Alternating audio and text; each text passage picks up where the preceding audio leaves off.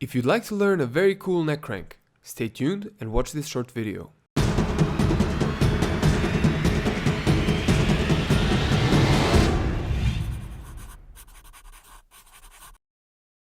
Hi, my name is Mark Leichner from MMAcoach.net. Recently there was a fight in ONE FC where Yusuf Sadulaev defeated Jordan Lucas by a neck crank and a choke at the same time. It was very interesting.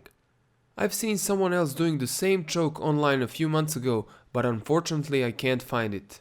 In both cases it was a choke crank combo. I do it mostly as a neck crank, and this depends on how deep you can get your forearm under your opponent's chin. This is something I have been doing for a long time, and I've shown it only to my students.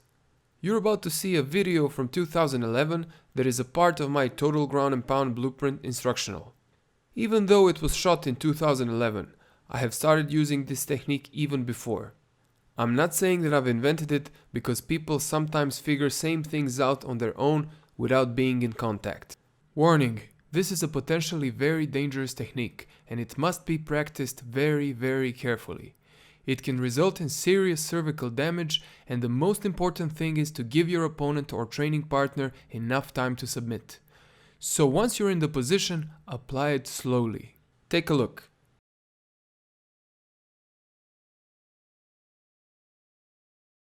Now I'm going to show you a really sweet submission that nobody's expecting. I'm not sure if I invented this, but I know that I started doing it by myself. Maybe someone else invented it before. I don't know. I just know that nobody showed me this, and I figured it out on my own. So I call this the seatbelt neck crank. We do it when you cannot get the hooks. You have the seatbelt, but he's defending hooks really well. You cannot get it, and this is when you do it. You don't have to do it only when you can't get your hooks in. You can go for it anytime you have the seatbelt. For the explanation purposes, we're going to use the shoulder roll. So we're here, I'm punching, I go for the seatbelt, I roll, and Andreas is going to defend the hooks by closing down with his elbows and knees. So I roll him, and see, I can't get the hooks here. He's defending. So what do I do from here? I just place him on the side. I stop him from moving. I go here and finish. I go for the seatbelt. I roll him, and he's defending the hooks. We can end up in this position for many other techniques, not just this. So just place him on my side. Put my elbow on the floor, see here. Squeeze him tight to my chest, relax the lower body. Go here, place him on his back. And now, I'm going to use my weight to crush his neck. See? I hold tight here. I hold tight because if I hold like this, he's just gonna circle with the head and escape. Circle with the head. See? Escape. And I keep my head close here. Can you circle now with the head? Submission. One more time. So we hit. We go for the seatbelt. We roll. I cannot get him here.